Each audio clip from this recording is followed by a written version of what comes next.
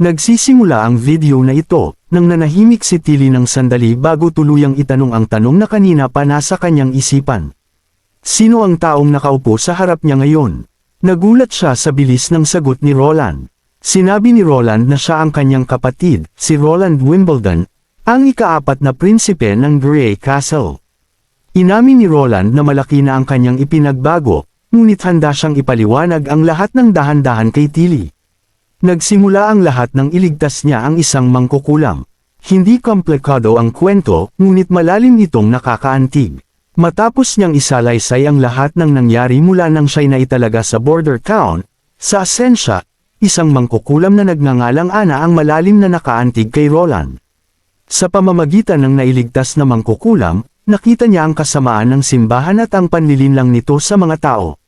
Bukod pa dito, ang tangkang pagpatay ni Garcia ay higit pang nagpakita sa kanya ng kasamaan ng mundo.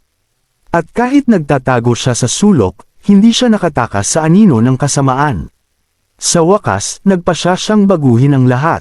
Inubos ni Tilly ang huling lagok ng tsaa. Huminga siya ng malalim. Bagaman nakakalugod ang mga paliwanag, ang pinakapunto ay kung paano nalaman ni Roland ang lahat ng kakaibang at eksotikong kaalaman. Steam engines, mga baril, wala naman sa mga ito ang itinuturo sa Grey Castle. Ipinaliwanag ni Roland na lahat ng ito ay dahil bigla siyang nagkaroon ng kaalaman. Binuhusan niya muli ng tsaa si Tilly. Habang nakatitig siya sa tasa sa kanyang mga kamay, nagtanong siya, maaaring ito ba ay kapangyarihan ng isang mangkukulam? Mabilis niyang tinanggal ang ideyang ito at nagtanong muli, paano mapapatunayan ni Roland na siya nga si Roland at hindi lamang mga karagdagang alaala? Medyo hindi makatwiran ang tanong, ngunit nanatiling kalmado ang tono ni Roland. Maliwanag pa rin kay Roland ang kanyang nakaraan. Bagaman nakakuha siya ng maraming kakaibang alaala, hindi niya maalala kung saan ito nagmula. Malalim na naiwan sa kanya ang imahe ng kanyang pag-alis kay Tilly habang umiiyak ito sa basag na salamin, kaya iyon ang kanyang patunay. Huminto si Roland at tinitigan si Tilly. Hindi siya humingi ng tawad noon, at umaasa siyang hindi pa huli para gawin ito ngayon. Nanatiling tahimik si Tilly. Ang Roland sa kanyang harap ngayon ay malinis ang kasuotan, tapat ang kanyang kilos, na parabang nagsasalaysay ng isang hindi mapasusubaliang katotohanan. Ang kasalukuyang Roland ay tiyak na mas mabuti kaysa sa inutil na prinsipe mula sa kanyang alaala. Ngunit marami pa ring tanong si Tilly. Nakita ni Roland ang pagkalito ni Tilly at uminom ng isang lagok ng tsaa, sinabing siya mismo ay nagulat na ang kanyang kapatid ay naging isang mangkukulam at nagawa itong itago mula sa lahat sa palasyo. Tiningnan niya si Tilly at sinabing mahaba pa ang taglamig, at umaasa siyang magkakaroon sila ng pagkakataong unti-unting maintindihan ang isa't isa. Marahil ito na ang pinakamabuting solusyon sa ngayon. Tumango si Tilly bilang pagsang-ayon. Ngumiti si Roland at sinabing magugustuhan ni Tilly ang lugar na ito. Matapos umalis ni Tilly sa opisina, napabuntong hininga si Roland. Sa labas, patuloy ang pagbagsak ng mabigat na nyebe, at parang gayon din ang kanyang puso, magulo. Malinaw na nakakapagod panatilihin ang mahinahon na mukha habang nagsisinungaling sa harap ng isang matalinong tao, lalo na habang pinananatili ang ekspresyon ng pagiging tapat. Biglang tumalon si Nightingale papunta sa mesa, tinanong si Roland kung ano ang pakiramdam ng harapin ang kanyang kapatid na mangkukulam. Umiling si Roland at sinabi niyang wala siyang naramdaman kundi ang presyon. Inakala ni Nightingale na magiging emosyonal ang muling pagkikita nila, ngunit alam ni Roland na hindi maganda. Ang relasyon nila ni Tilly noong mga bata pa sila, at madalas niya itong binubuli. Lumapit si Nightingale kay Roland, na parang may pahiwatig na hindi pa ito kailanman naging mag-isa kasama ang ibang mangkukulam. Namula si Roland, ngunit inisip niya na ayaw niyang makita ni Nightingale ang kanyang mga kasinungalingan. Hindi siya sumagot, at sumandal sa kanyang upuan, sinabing maiintindihan niya rin balang araw. Hinawakan ni Nightingale ang kanyang mga labi, umaasang sabihin ni Roland ang lahat sa kanya balang araw. Pagsapit ng gabi, isang maringal na piging ang ginanap sa bulwagan ng kastilyo. Mas marami ang pagkain kaysa karaniwan. Ang mga bagong dating na mangkukulam mula sa Slumbering Island ay natatakam sa mga pagkaing nasa mesa.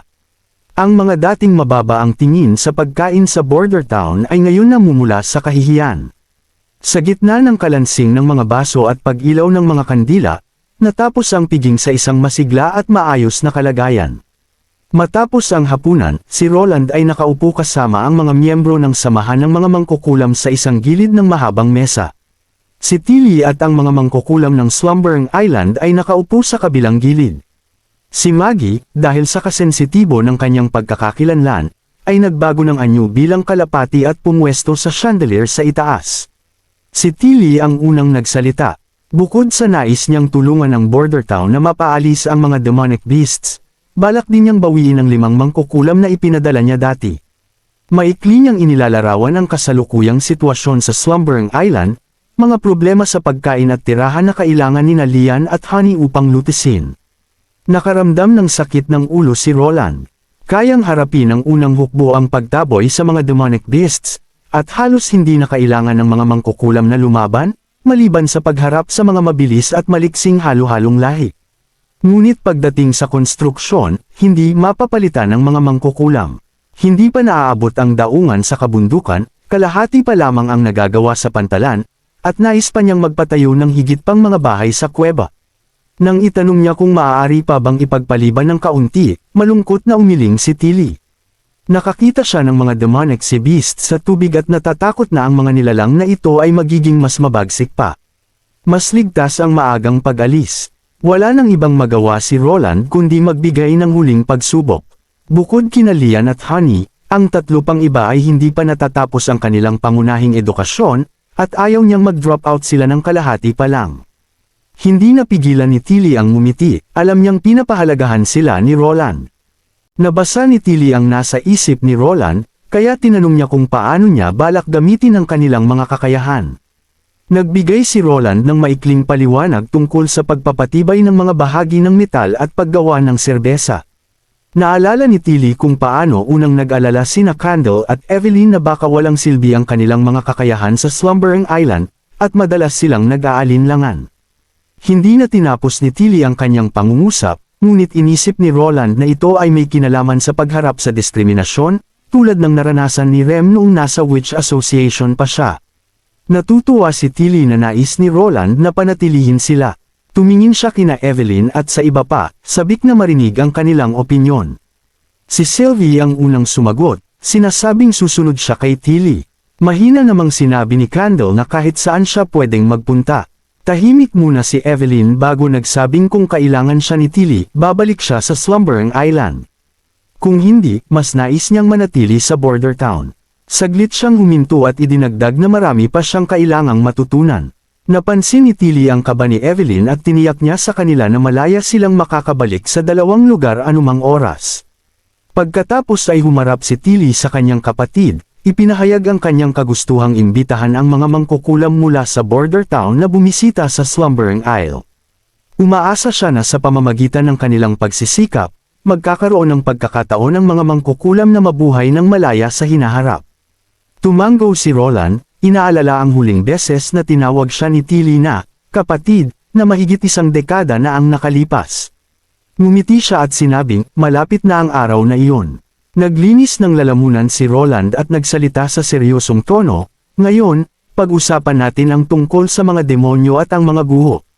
Ipinaalam ni Roland kay Tilly ang mga kamakailang natuklasan sa mga nyebe sa likod ng border town at sa nakatagong gubat.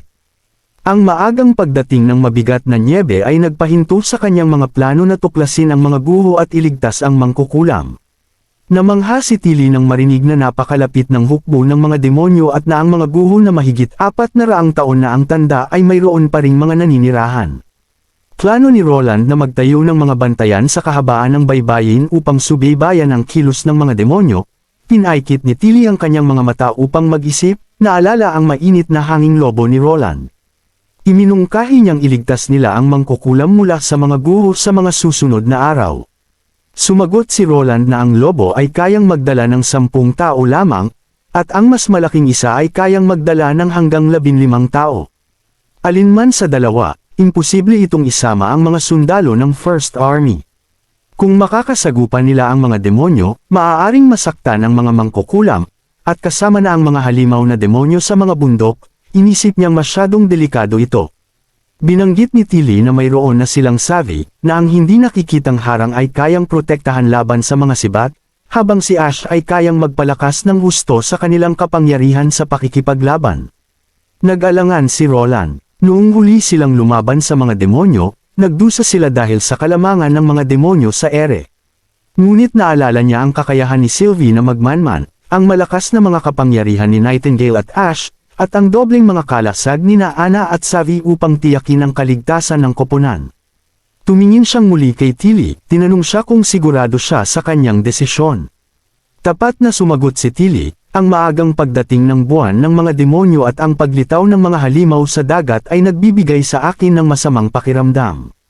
Kaya kailangan kong subukan ang lahat ng pagkakataon upang lutisin ang misteryo. Lumipat ang eksena. Dahan-daang umakyat sina Maine at Typhon sa pader ng lungsod ng Hermes, nakatatapos lang makaranas ng malaking labanan. Hindi pa nila nakikita ang nyebe ng ganito kaga. Tumingin si Maine pababa sa mga halimaw na demonyo sa ibaba ng pader ng lungsod. Ayon sa banal na aklat, mayroon na lang silang 10 taon. Gagamitin nila ang 2 taon upang pag-isahin ang 4 na kaharian, pagkatapos ay mag-ipon ng hukbo ng mga Judgment Army. Sa matitibay na pader at lupain ng Hermes, magkakaroon sila ng kakayahan upang labanan ang kalaban. Ipinikit ni Typhon ang kanyang mga mata at sinabi na matanda na siya at maaaring hindi na niya makita ang araw na iyon. Umiling ang matandang lalaki at tumawa, nagpa siya na huwag nang isipin ang mga morbidong bagay. Tinanong niya ang tungkol sa formula ng snow powder na nakuha ni Zero. May paghamak na sumagot si May na kahit pa kaya nitong linisin ang mga halimaw na demonyo, wala itong malaking epekto sa mga tunay na demonyo at mga hybrid. Ang tanging paraan upang talunin ang mga demonyo ay ang direktang pakikipaglaban. Bigla, tumunog ang mahabang sungay mula sa tore ng tanod sa gilid ng pader ng lungsod. Isang mahabang pag-ihip, pagkatapos ay 2, at bago pa matapos ang alingawngaw ng sungay, tumunog ang pangatlong sungay. Halos hindi makapaniwala si Maine sa kanyang narinig. 3 pag-ihip ng sungay ay nangangahulugang isang sitwasyon ng matinding kagipitan. Nasa agarang panganib ang bagong banal na lungsod. Ano kaya ang nakita ng tanod? Agad na nakita ni Maine ang sagot. Sa gitna ng itim na alon ng mga halimaw na demonyo, mayroong 2 napakalaking halimaw. Mayroon silang 4 na malalakas na pangil, 4 na paa, at 2 kamay, at nababalutan ng itim na balahibo. Ganap na nalukuban si Maine ng isang nakakatakot na kaisipan. Bakit lumitaw ang halimaw na ito, na ayon sa banal na aklat ay lilito lamang 5 taon bago ang sakuna, ngayon dito sa Hermes? Kinabukasan, nagpaalam si Roland kina Lion at Honey sa likod na hardin ng kastilyo. Nagpasalamat ang 2 kay Roland para sa kanyang pag-aaruga sa loob ng nakalipas na mga buwan. Binigyan din ni Roland ng mga regalo ang 2 mangkukulam. Bahagyang natigilan si Lion, iniisip na isa na namang set ng Ling-Iri ang regalo, ngunit labis na natuwa si Honey at sabik na binuksan ang regalo. Hinailan niya ang isang mahabang puting tela. Bahagya siyang nadismaya, iniisip kung bakit hindi ito bra. 2 beses naubos si Roland at sinabing ito ay isang scarf. Lumapit siya, hinawakan ang telang gawa sa purong cotton, at ibinalot ito sa kanyang leeg. Magpapainit ito sa kanya. May isa pang regalo sa loob, isang maliit na salamin na nakaset sa isang kahon na gawa sa kahoy. Ang paghanga ni Honey ay umakit ng pansin ng iba pang mga mangkukulam. Nagtipon ang mga mangkukulam mula sa Slumbering Island at isa-isa silang tumingin sa kanilang mga sarili sa salamin. Lumapit si Tilly kay Roland. Ikinomento niya ang maginhawang supply ng tubig at komportableng mga kwarto, at kung gaano kalaki ang pinagbago ng lugar sa loob lamang ng 1 taon. Ngumiti si Roland at tinanong kung pinagsisisihan ni Tilly na pinapunta niya ang mga mangkukulam sa border town. Natural na hindi yun pinagsisihan ni Tilly. Umaasa siya na ang lahat ng mga mangkukulam ay maaaring magkaroon ng mas mabuting buhay. Inihanda na ni Tilly ang sarili para sumali sa operasyon ng pagliligtas. Nag-alala si Roland para sa kaligtasan ni Tilly, ngunit sinabi ni Tilly na kaya niyang protektahan ang sarili. Upang patunayan ang kanyang punto, dahan-dahan siyang umangat mula sa lupa, lumulutang ang kanyang katawan sa ere. Pagkatapos, itinuro niya ang kanyang kanang kamay sa isang bukas na espasyo, at isang maliwanag na kidlat ang sumabog mula sa kanyang mga daliri. Inakala ni Roland na may 2 kakayahan si Tilly. Ngunit sinabi ni Tilly na ito ang kanyang munting lihim. Hindi niya binalak na ibunyag ito sa kanya. Gayunpaman, matapos ang pulong kagabi, maling akala ang naramdaman ni Tilly kay Roland.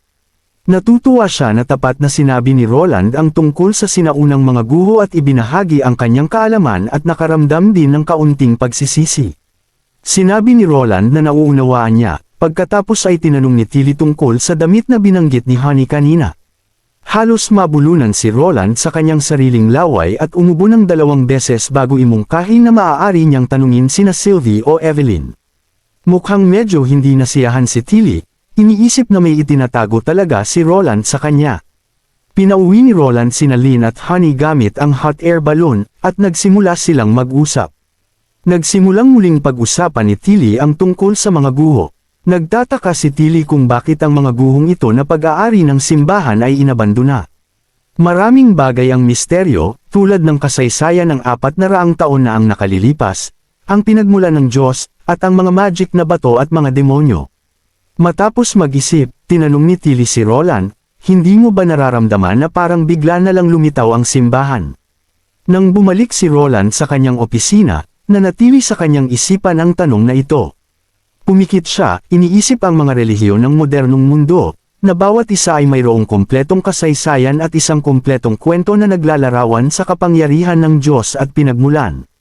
Kung ihahambing dito, ang simbahan sa mundong ito ay tila medyo immature. Biglang pumasok si Kyle sa opisina, kasama si Charles. Napagtagumpayan nilang palakihin ang malakihang produksyon ng nitric acid. Nagulat at natuwa si Roland. Tumayo siyang sabik at humingi ng mga detalye. Tumawa si Kyle at sinabing si Charles ang may malaking ambag. Ang batang si Charles ay nagsabi. Yumuko siya at pagkatapos ay ipinaliwanag na pinatuyo nila ang saltpeter upang makuha ang dilute nitric acid. At pagkatapos ay gumamit ng concentrated sulfuric acid upang linisin ito. Sinubukan ni Charles na pagsamahin ang dalawa, direktang pinainit ang saltpeter sa concentrated sulfuric. Bilang resulta, matagumpay nilang nakuha ang isang nitric acid solution na may napakataas na purity.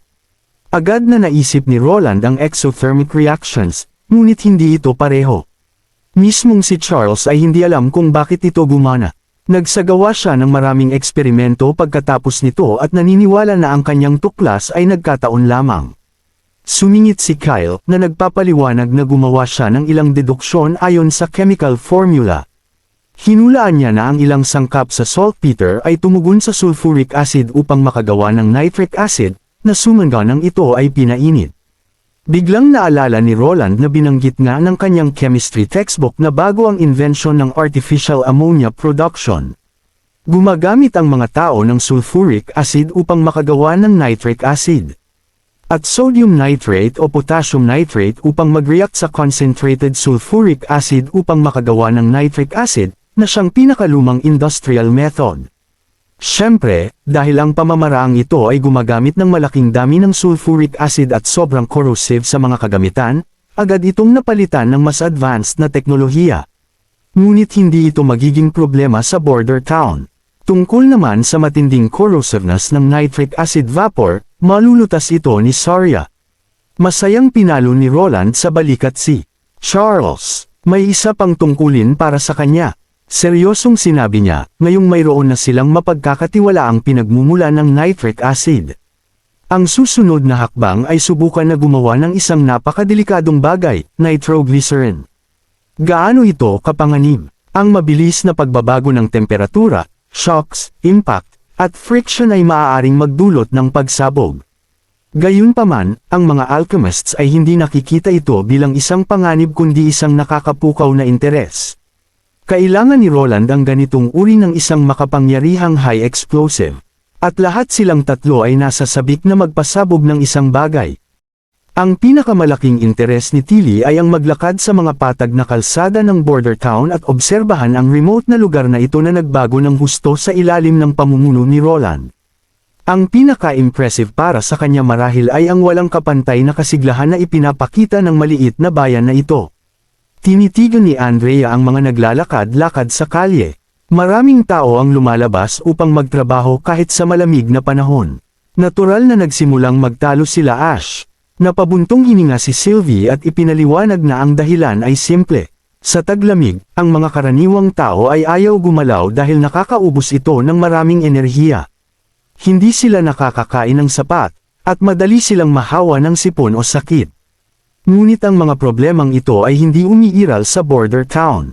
Pagkatapos ay ipinaliwanag ni Sylvie ang operating model ng border town, na nagreresulta sa mababang presyo ng pagkain at lahat ay may sapat na makakain. Nang marinig ni Ash na si Roland ay bumibili lamang ng pagkain sa border town, sinabi niya, "Wala akong sapat na pagkain, kaya kailangan kong pumunta sa border town para bumili." Habang sinasabi niyang si Roland ay bumibili at nagbebenta ng grain sa mga fixed na presyo ng pagbili at pagbebenta, tiningnan niya ito bilang sapilitang pagbili at pagbebenta. Pagkatapos ay itinuro ni Tilly na ang trigo ay kailangang bagtasin, gilangin, at itabi, na lahat ay nangangailangan ng oras at pagsisikap. Ipinagpatuloy ni Sylvie na sinasabing ang mga dagdag na bayarin na kinokolekta ay maaaring gamitin bilang sahod para sa mga trabahador na humahawak ng trigo upang makapagtayo ng mga bagong imbakan ng butil, at upang mapalawak ang sukat ng produksyon na nagbibigay ng mga bagong oportunidad sa trabaho. Biglang tumunog ang mahabang kampana mula sa direksyon ng City Wall, na siyang alarma para sa mga sundalo. Sabik na silang ipakita kay Roland ang kakayahan sa labanan ng mga mangkukulam mula sa Slumbering Island. Nang tumunog ang kampana, nagkagulo ang buong kampo. Mabilis na tumakbo ang lahat ng mga sundalo patungo sa pader kasama ang karamihan. Walang sino man ang kinakabahan, at mataas ang kanilang morale. Narinig ng isa sa mga sundalo ang isang chismis na may mga piling individual na isasama sa isang elite artillery team. Nagulat ang lahat at tanging si Vanner ang nanatiling tahimik.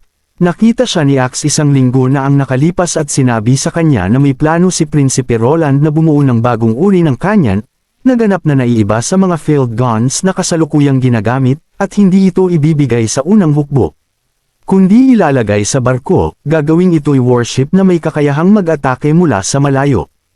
Ang operator ng bagong uri ng kanyan ay magiging pinakamahusay na miyembro ng artillery team. At kung nais ni Vanner na sumali, maaari siyang mag-apply. Siyempre, agad na pumayag si Vanner. Sinabi rin sa kanya na kung makakagawa siya ng malalaking tagumpay, ang mga bagong gawang warships ay papangalanan sa mga taong nagbigay ng natatanging kontribusyon. Pinutol ni Vanner ang usapan ng mga miyembro ng artillery team, sinabihan silang manatiling nakafocus. Di nagtagal, nagsimula, nang umatake ang mga demonic beasts sa pader ng lungsod.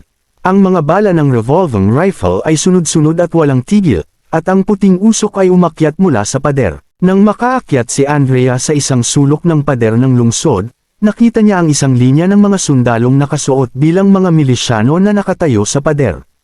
May hawak silang kakaibang sandata sa kanilang mga kamay, na malamang ay ang mga baril na binanggit ni Ash. Bagaman mabilis ang pagputok, napakababa ng katumpakan nito.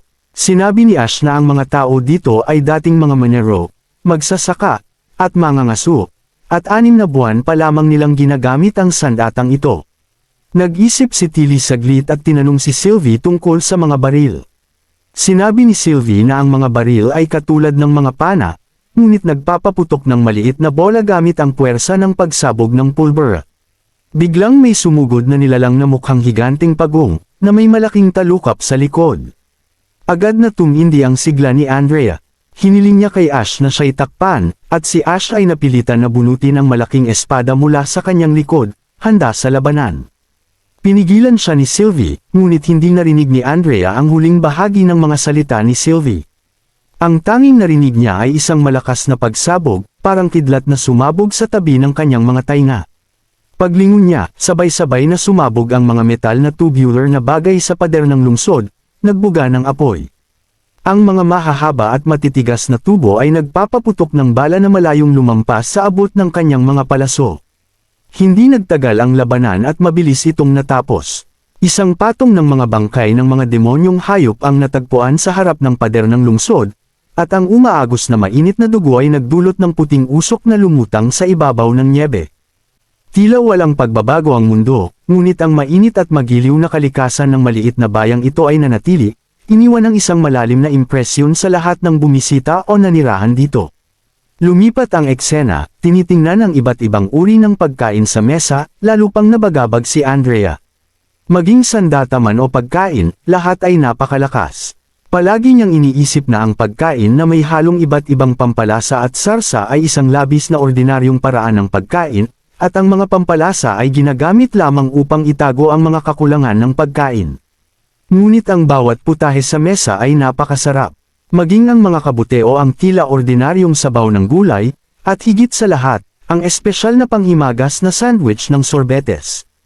Ang malagatas na sorbetes na nasa pagitan ng dalawang hiwa ng tinapay, pagkatapos makagat, ang malamig at malambot na pakiramdam ay sobrang nakakaadik. Paulit-ulit niyang sinasabing iyon na ang huling piraso, ang huling piraso. Tinitingnan si Ash, na may mapanghamong ngiti sa kanya, si Andrea ay hindi sumagot, sa unang pagkakataon. Sa ikatlong araw, natapos ang pagbuo ng malaking lobo na may mainit na hangin, at dumating na ang araw para simulan ang paggalugad sa mga guho. Sa pagkakataong ito, lumipad ng mababa ang lobo, halos sumasayad sa mga bubong ng bayan. Karamihan sa mga taga-bayan ay nasaksihan ng lobo, marami ang napahinto sa kanilang kinaroroonan, at ang iba'y nagsigawan ng pagbati para kay Prinsipe Roland. Marahil sa kanilang mga mata, tanging ang Panginoon ng Border Town ang makakagawa ng ganitong mga himala. Sa pagdaan nila sa kanlurang pader ng lungsod, ang mga sundalo ng unang hukbo ay sabay-sabay na sumaludo, binati sina Lightning at Macy na nasa himpapawid.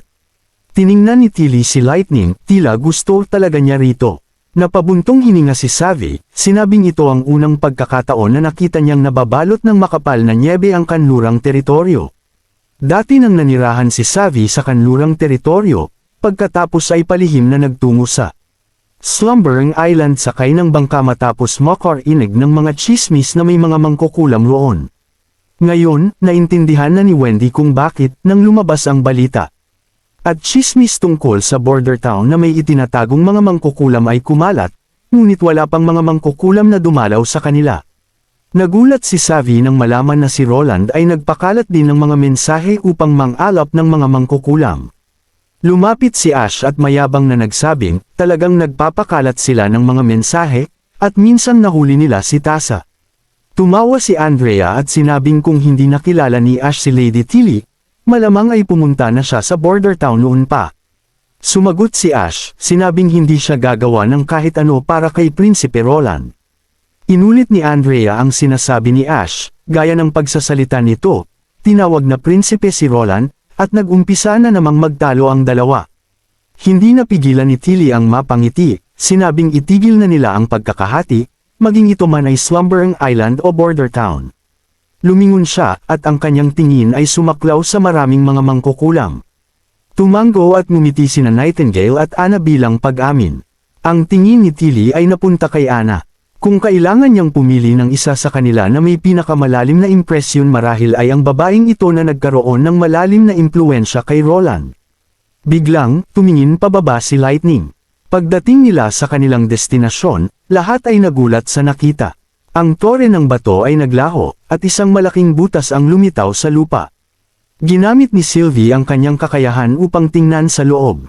Mukha siyang hindi komportable. Isang halimaw na parang uod ang papunta sa hilagang kanluran, at nasa loob ng tiyan nito ang mga guho. Ano ang gagawin nila ngayon? Nilinga ng lahat si Tilly ng sabay-sabay. Tinanong ni Tilly kung may iba pang mga bagay, tulad ng mga demonyo. Pinagmasdan ni Sylvie saglit, pagkatapos ay umiling, sinabing mayroon lamang mga demonyong hayop, ngunit lahat ng mga ito ay nasa loob ng tiyan ng halimaw at tila patay na. Nag-isip si Tilly sandali at nagpas siyang agad na bumaba. May ilang tao na mananatili sa labas, at ang iba ay susunod sa kanya papasok sa butas upang patayin ang higanteng halimaw at mabawi ang nakatago na mangkukulam.